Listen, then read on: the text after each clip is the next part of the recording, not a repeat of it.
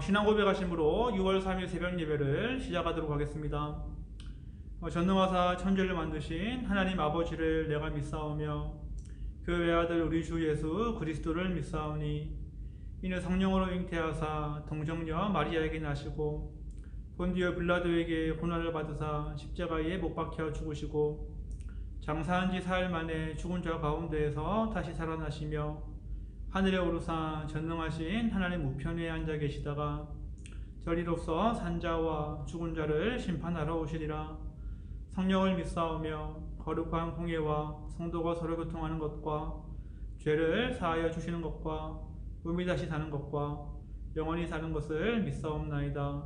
아멘. 하나님 아버지 감사합니다.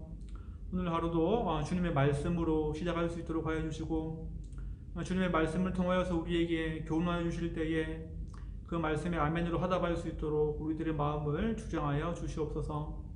그리고 간절히 바라옵기는 코로나 바이러스의 위협으로부터 우리를 보호하여 주시고 주님의 평강을 허락하여 주셔서 오늘 하루도 영육간의 강건함으로 승리할 수 있도록 우리와 함께하여 주시옵소서. 이 모든 말씀 살아계신 예수 그리스도의 이름으로 기도드렸습니다. 아멘. 오늘 새벽에 함께 나누어 볼 말씀은 누가복음 8장 4절에서 8절 말씀입니다.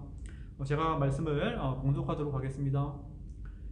각 동네 사람들이 예수께로 나와 큰 무리를 이루니 예수께서 비유로 말씀하시되 씨를 뿌리는 자가 그 씨를 뿌리러 나가서 뿌릴새 더러는 길가에 떨어짐에 밟히며 공중의 새들이 먹어버렸고 더러는 바위 위에 떨어짐에 싹이 났다가 습기가 없음으로 발랐고 더러는 가시떨기 속에 떨어짐에 가시가 함께 자라서 기운을 막았고 더러는 좋은 땅에 떨어짐에 다서 100배의 결실을 하였느니라. 이 말씀을 하시고 외치시되 들을 귀 있는 자는 들을지어다. 아멘. 예수님은 말씀을 전달하실 때에 종종 사용하신 방법이 있습니다. 바로 비유의 방법이었죠. 비유가 무엇이겠습니까? 비유는 우리 주변에 있는 익숙한 물체나 상황 등을 이용해서 매우 새로운 의미를 부여하는 방법이 바로 비유였습니다. 예수님은 이러한 방법을 즐겨 사용하시면서 복음의 진리를 전파하셨던 것이었죠. 오늘 본문에서도 예수님은 비유에 관한 말씀을 하고 계신데 우리가 잘 알고 있는 네 가지 밭의 비유를 말씀하고 계십니다. 주님이 하신 비유의 말씀을 살펴보면 먼저 씨 뿌리는 자가 등장을 하고 있죠.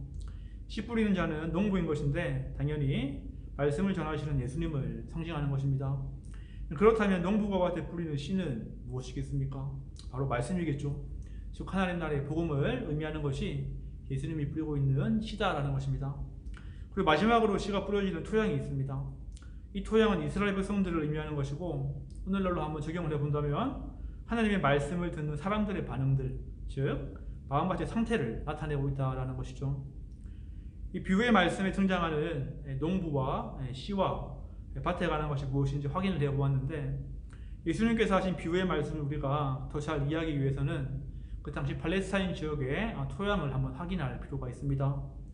예수님 당시 팔레스타인 지역의 밭은 주로 석회암 위에 형성이 되어 있는 것이 일반적인 모습이었습니다.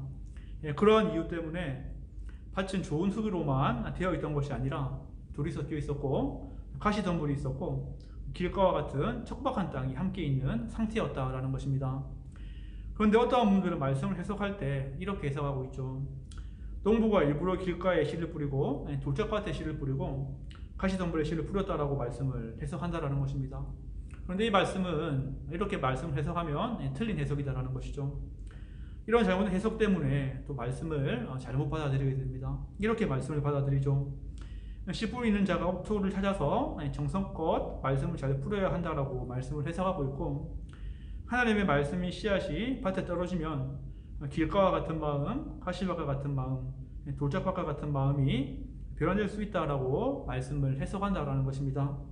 그런데 이 말씀은 그러한 의미가 아니다라는 것이죠. 이렇게만 알고 있다면 이 말씀에 틀린 해석을 알고 있는 것이 될 수밖에 없다는 것입니다. 오늘 이 비유의 말씀을 자세히 보면 씨를 뿌리는 농부는 그저 씨를 뿌리고 있습니다. 그렇다면 이렇게 뿌려진 씨는 과연 밭의 상태를 바꿀 수 있는 것인가 없는 것인가 우리는 한번 생각을 해보았을 때에 당연히 씨는 밭의 상태를 바꿀 수 없다는 것을 누구나도 알고 있는 사실입니다. 씨는 뿌려진 밭의 조건에 수동적으로 반응할 뿐이지 밭을 바꿀 수 있는 능력을 가지고 있는 것은 아니기 때문이겠죠. 신비의 능력의 씨가 아니고서는 어떠한 토양의 상태도 바꿀 수 없다는 것은 너무나도 지극히 당연한 사실입니다. 그렇다면 우리는 이러한 궁금증이 생길 수밖에 없게 되겠죠. 씨로 묘사되어 있는 하나님의 말씀, 즉 복음은 이 땅을 변화시킬 수 없는 것인가, 그리고 우리들의 마음 또한 바꿀 수 없는 것인가에 대한 물음이 생길 수밖에 없다는 것입니다. 오늘 말씀에서 씨로 비유되고 있는 하나님 나라의 복음은 세상을 변화시킬 수 있는 능력이 있고 우리 마음을 변화시킬 수 있는 능력이 있는 것은 너무나도 당연한 사실이겠죠. 이것은 사실입니다. 그런데 이러한 복음의 큰 능력은 아무에게나 주어지지 않는다라는 것입니다. 어떤 사람에게만 복음의 능력이 주어진다는 것입니까? 바로 좋은 것과 같이 좋은 마음의 상태를 가진 사람들만이 복음의 능력을 경험할 수 있게 된다는 것입니다. 조금 더 쉽게 표현을 해보자면 복음에 반응하는 마음을 가진 사람들이 복음의 능력을 경험할 수 있게 된다는 것이죠. 아무리 좋은 씨가 뿌려진다 하더라도 밭의 상태가 좋지 못하고 씨를 받을 만한 준비가 된 땅이 아니라면 어떤 열매도 맺히지 않는 것은 너무나도 당연한 사실이기 때문입니다. 이것이 바로 예수님이 말씀하시고 있는 네 가지 밭의 비유의 핵심적인 내용이다라는 것입니다. 우리 모두도 하나님 나라의 복음을 들은 자들입니다. 매일 새벽 예배를 통해서 말씀을 접하고 있고 주일 예배를 통해서 말씀을 접하고 있습니다. 그리고 개인적인 경건 시간을 통해서 마음의 복음의 씨앗을 뿌리고 계신 분들도 분명히 계시겠죠. 하지만 정말로 중요한 것은 그 복음에 우리가 어떻게 반응하느냐에 따라서 우리의 마음밭이 평가될 수 있다는 것입니다. 복음은 그저 우리 마음을 변화시킬 수가 없습니다.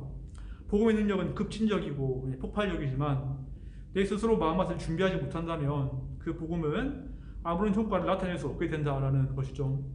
복음을 받아들이기 위한 간절한 마음이 필요하다는 것입니다. 그렇기에 신앙생활 중 가장 중요한 것은 평소에 내 마음밭을 잘 기경하는 것이고 잘 가꾸는 것입니다. 바로 하나님의 말씀을 받을 준비를 해놓는 것이 중요하다는 것이죠. 그렇지 않고서는 하나님이 주신 능력과 축복을 경험하기란 쉽지 않기 때문입니다. 그 당시에 마음이 완악했던 바리새인들과 서기관들이 꼭 그러한 모습을 보여주고 있었기에 예수님은 네 가지 밭의 비유를 통해서 이러한 말씀을 하셨던 것이었죠. 교회에 오랫동안 출석을 했고 하나님을 믿고 있다고 생각하지만 복음의 진정한 능력을 경험하지 못하고 있는 분들이 또 더러 있을 수가 있습니다.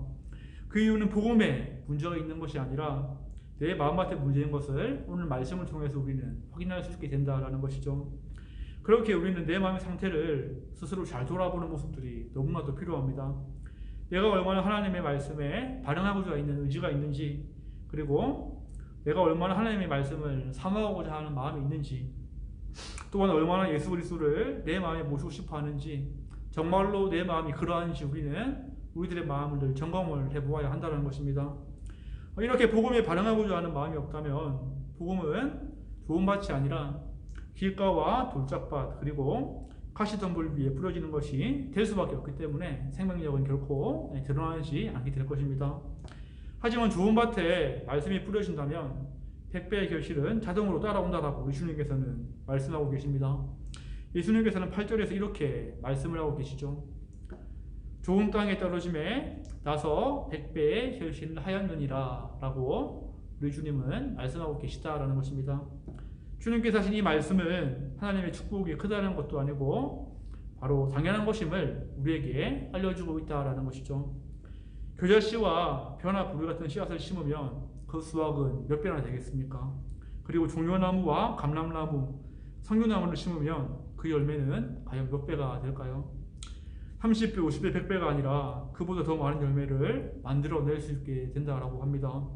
흔히 우리는 30배, 50배, 100배의 결실을 원하고 이렇게 결실을 거두는 것을 기적이라고 생각하지만 그것은 기적이 아니라 상식적이고 너무나도 자연스러운 것이라는 것을 우리 주님은 말씀하고자 하셨던 것입니다.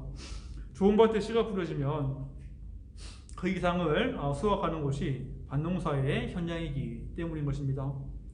그렇게 우리는 예수님이 원하시는 열매를 맺기 위해서 어떻게 해야 하는지 오늘 말씀을 통해서 분명하게 확인할 수 있게 됩니다. 좋은 마음밭을 준비하는 것입니다. 그것은 기도를 통해서만이 가능하게 되겠죠. 기도를 통해서 우리는 예수님께 좋은 마음밭을 허락해 달라고 구하는 모습이 반드시 필요합니다. 내 마음속에 있는 근심과 걱정들, 세상을 사랑하는 마음들을 제거해달라고 우리는 주님께 부르짖어야 합니다. 그러한 준비가 되지 않는다면 복음은 우리 마음속에 뿌려질 수도 있겠지만 우리 마음밭이 복음을 품지 못하게 되기 때문에 그 복음은 능력을 발휘할 수 없게 되는 것이기 때문입니다. 오늘 말씀을 맺도록 하겠습니다. 매일의 삶 가운데 좋은 마음밭을 준비하고 기도를 통해서 좋은 마음밭을 가꿀 수 있는 모든 분들이 되기를 바라겠습니다.